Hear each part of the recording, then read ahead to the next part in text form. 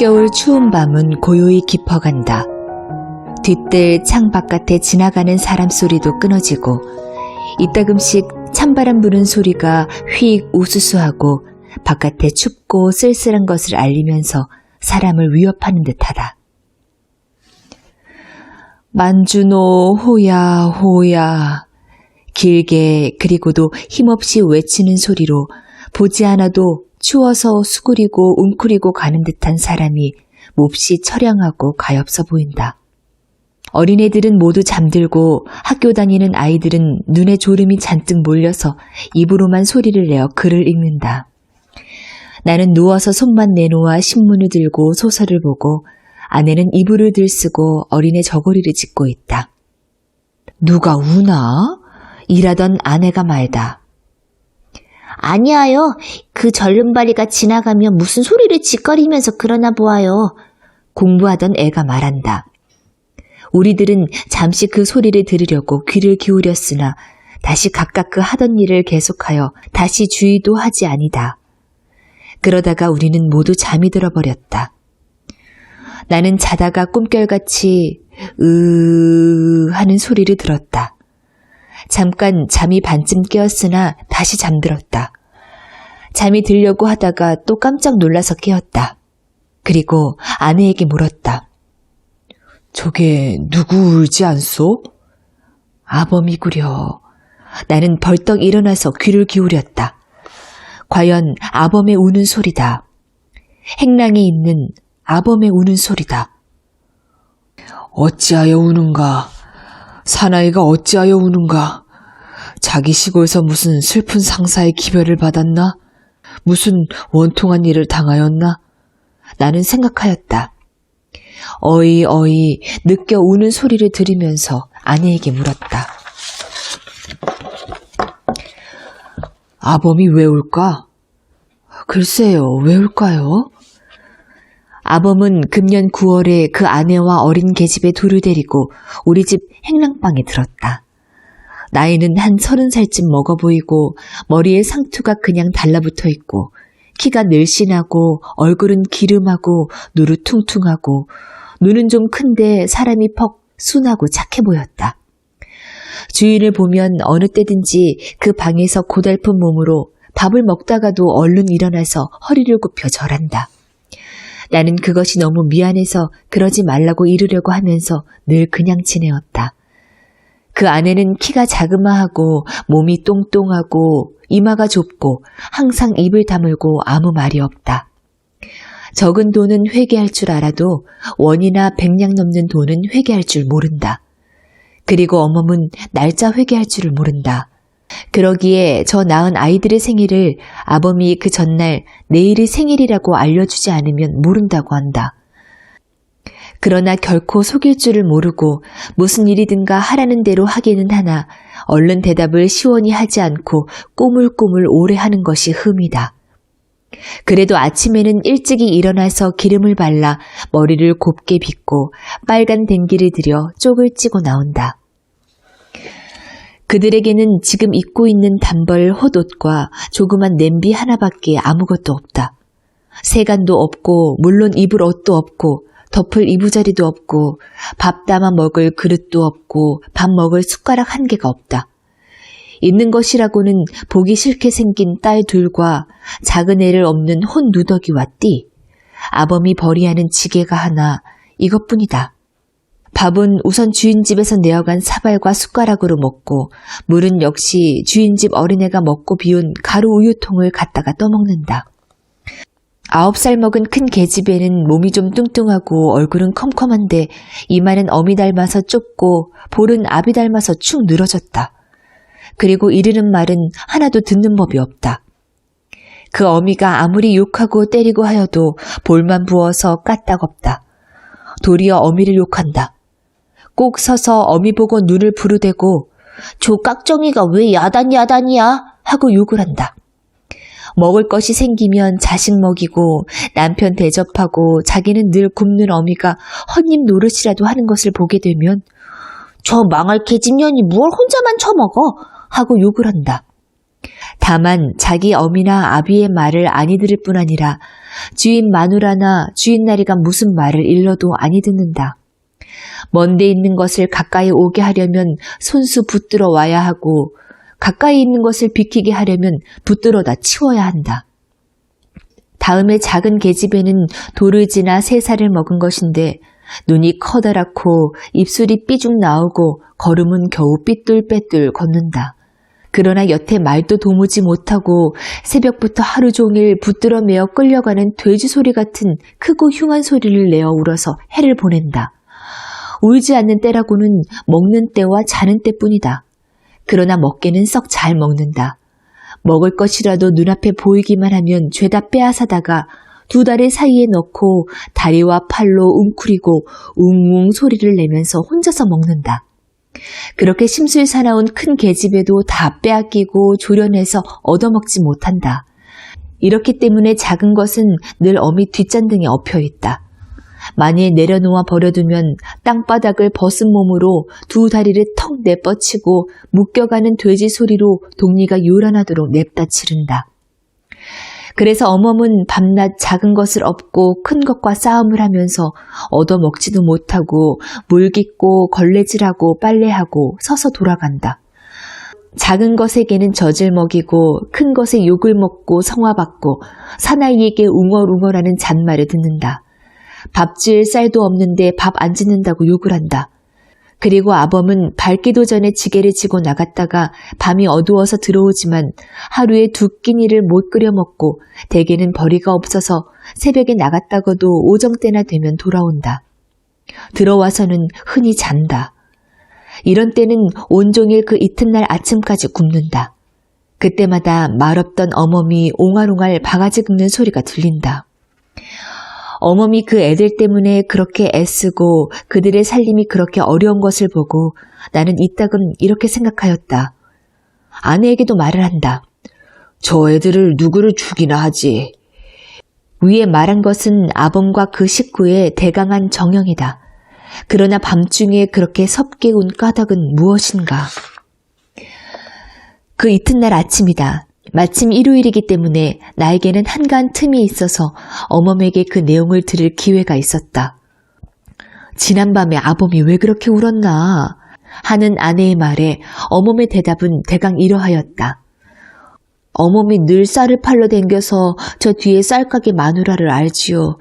그 마누라가 퍽 고맙게 굴어서 이따금 앉아서 이야기도 했어요. 때때로 그 애들을 데리고 어떻게 지내나 하고 물어요. 그럴 적마다 죽지 못해 살지요 하고 아무 말도 아니했어요. 그랬는데 한 번은 가니까 큰애를 누구를 주면 어떠냐고 그래요. 그래서 제가 데리고 있다가 먹이면 먹이고 죽이면 죽이고 하지 제 새끼를 어떻게 남을 줍니까. 그리고 워낙 못생기고 아무 철이 없어서 어미애비나 기르다가 죽이더라도 남은 못 줘요. 남이 가져갈 게 못 됩니다. 그것을 데려가시는 댁에서는 길러 뭘 합니까? 돼지면 잡아서 먹지요. 하고 저는 줄 생각도 아니했어요. 그래도 그 마누라는 어린 것이 다 그렇지 어떤가. 어서 좋은 댁에서 달란이 보내게 잘 길러 시집 보내주신다네. 그리고 여태 젊은이들이 벌어먹고 살아야지.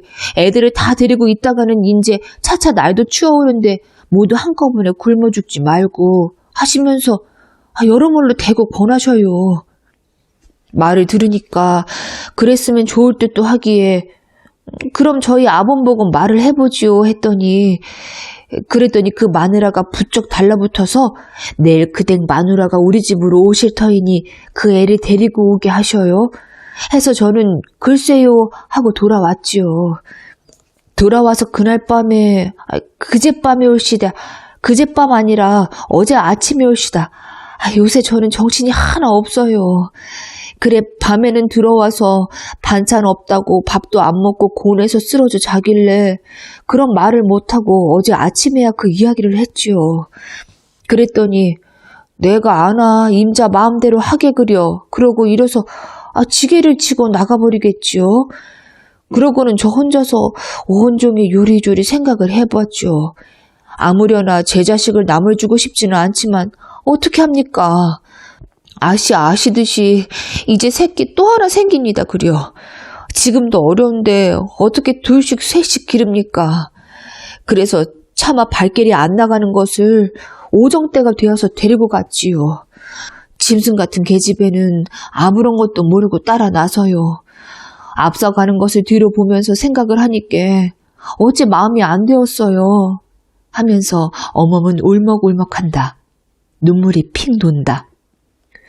그런 것을 데리고 갔더니 참말 웬 알지 못하는 마누라님이 앉아 계셔요. 그 마누라가 이걸 호떡이라 군밤이라 감이라 먹을 것을 사다 주면서 나하고 우리 집에 가서 살자.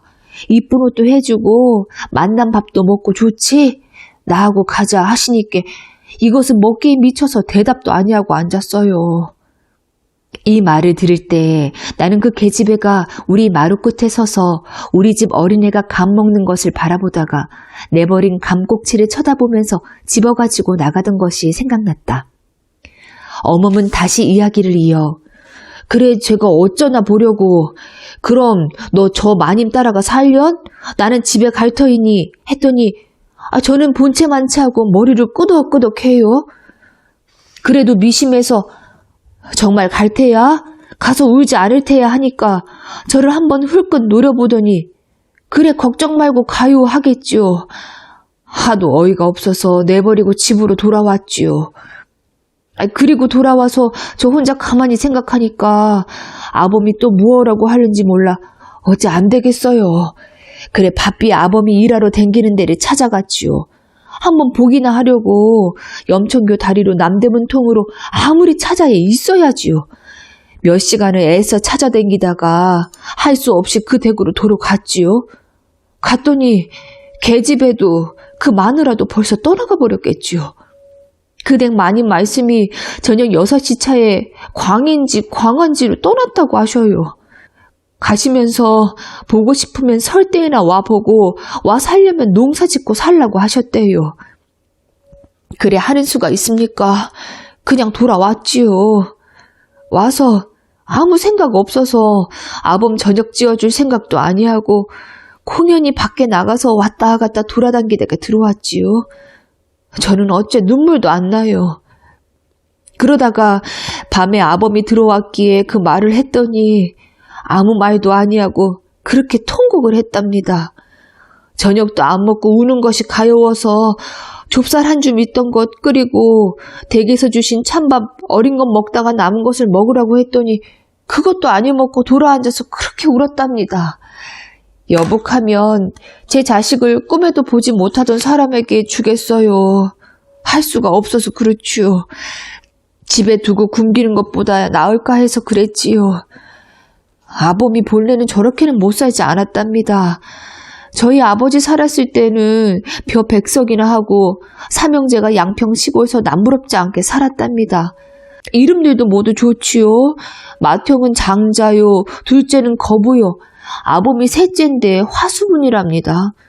그런 것이 제가 간 후부터 시아버님이 돌아가시고 그리고 맏아들이 죽고 농사 미천인 소 한 마리를 도적 맞고 하더니 차차 못 살게 되기 시작해서 종래 저렇게 거지가 되었답니다.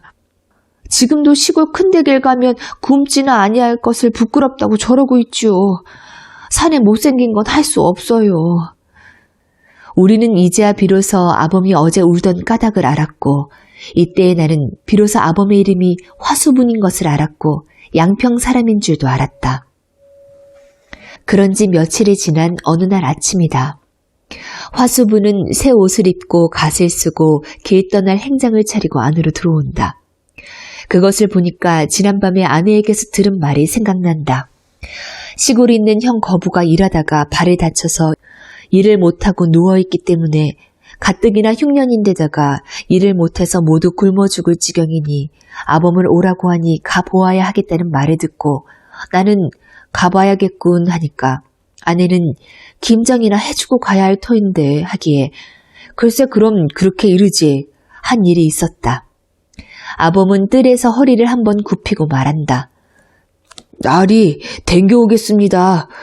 제 형이 일하다가 도끼로 발을 찍어서 일을 못하고 누워있다니까 가봐야겠습니다. 가서 추수나 해주고는 곧 오겠습니다. 그저 나리댁만 믿고 갑니다. 나는 어떻게 대답을 했으면 좋을지 몰라서 잘 댕겨오게 하였다. 아범은 다시 한번 절을 하고 안녕히 계십시오 하면서 돌아서 나갔다. 저렇게 내버리고 가면 어떡합니까? 우리도 살기 어려운데 어떻게 불 때 주고 먹이고 입히고 할 테요? 그렇게 곧 오겠소? 이렇게 걱정하는 아내의 말을 듣고 나는 바삐 나가서 화수분을 불러서 곧 댕겨오게, 겨울을 나서는 안 되네 하였다. 곧 댕겨옵지요. 화수분은 뒤를 돌아보고 이렇게 대답을 하고 달아난다. 화수분은 간지 일주일이 되고 열흘이 되고 보름이 지나도 아니 온다. 어멈은 아범이 추수해서 쌀말이나 가지고 돌아오기를 밤낮 기다려도 종래 오지 아니하였다. 김장때가 다 지나고 입동이 지나고 정말 추운 겨울이 되었다. 하루 저녁은 바람이 몹시 불고 그 이튿날 새벽에는 하얀 눈이 펑펑 내려 쌓였다. 아침에 어멈이 들어와서 화수분의 동네 이름과 번지 쓴 종이 조각을 내어놓으면서 어서 오지 않으면 제가 가겠다고 편지를 써달라고 하기에 곧 써서 부처까지 주었다. 그 다음 날부터는 며칠 동안 날이 풀려서 꽤 따뜻하였다. 그래도 화수분의 소식은 없다. 어멈은 본래 어린애가 딸려서 일을 잘 못하는 데다가 다리병이 있어 다리를 잘 못 쓰고 더구나 며칠 전에 손가락을 다쳐서 일을 하지 못하는 것을 퍽 미안하게 생각한다. 그리고 추운 겨울에 혼자 살아갈 길이 막연하여 종래의 아범을 따라 시골로 가기로 결심을 한 모양이다. 그만 아씨 시골로 가겠습니다. 몇 년이나 되나. 몇 년인지 사나이들은 일찍 떠나면 하루에 간다고 해도 저는 이틀에나 겨우 갈걸요. 혼자 가겠나? 물어가면 가기야 가지요.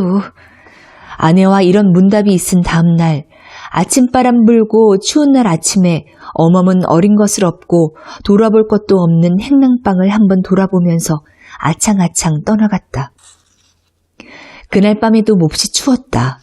우리는 문을 꼭꼭 닫고 문틀을 헝겊으로 막고 이불을 둘씩 덮고 꼭꼭 붙어서 일찍 잤다. 나는 자면서 잘 갔나 얼어 죽지는 않았나 하는 생각이 났다. 화수분도 가고 어멈도 하나 남은 것을 업고 간 뒤에는 대문가는 깨끗해지고 시커먼 행랑방 방문은 닫혀 있었다. 그리고 우리 집에는 다시 행랑사랑도 안 들이고 식모도 아니 두었다. 그래서 몹시 추운 날 아내는 손수 어린 것을 등에 지고 이웃집의 우물에 가서 배추와 물을 씻어서 김장을 대강하였다. 아내는 혼자서 김장을 하면서 눈물을 흘리고 어멈 생각을 하였다. 김장을 다 마친 어느 날 추위가 풀려서 따뜻한 날 오후에 동대문 밖에 출가에 사는 동생 S가 오래간만에 놀러왔다. S에게 비로소 화수분의 소식을 듣고 우리는 놀랐다. 그들은 본래 S의 시댁에서 천거에 보낸 것이다. 그 소식은 대강 이렇다. 화수분이 시골 간 후에 형 거부는 꼼짝 못하고 누워있기 때문에 형 대신 겸 두 사람의 일을 하다가 몸이 지쳐 몸살이 나서 넘어졌다. 열이 몹시 나서 정신없이 앓았다. 정신없이 앓으면서도 귀동이를 부르며 늘 울었다. 귀동아, 귀동아 어디 갔니? 잘 있니? 그러다가는 흐득흐득 흐느끼면서 그렇게 먹고 싶어하는 사탕 하나를 못 사주고 연시 한 개 못 사주고 하고 소리를 내어 어이어이 운다. 그럴 때 어멈의 편지가 왔다. 뒷집 기와집 진사댁 서방님이 읽어주는 편지 사연을 듣고 아이고 옥분아 옥분이 애미 하고 또 어이어이 운다. 울다가 벌떡 일어나서 서울서 넉마전에서 사입고 간 새 옷을 입고 갓을 썼다. 집안 사람들이 굳이 말리는 것을 뿌리치고 화수분은 서울을 향하여 어멈을 데리러 떠났다. 쌀이 문 밖에를 나가 화수분은 나는 듯이 달아났다.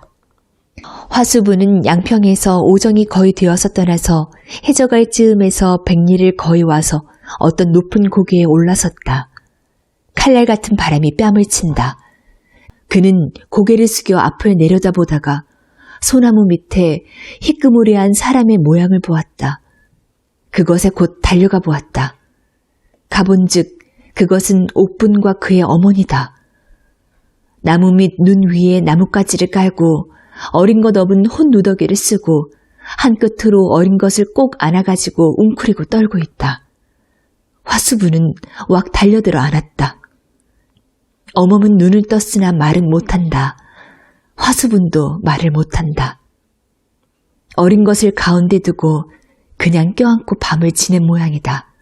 이튿날 아침에 나무장사가 지나다가 그 고개에 젊은 남녀의 껴안은 시체와 그 가운데 아직 막 자다 깨인 어린애가 등에 따뜻한 햇볕을 받고 앉아서 시체를 툭툭 치고 있는 것을 발견하여 어린 것만 소의 식호 같다.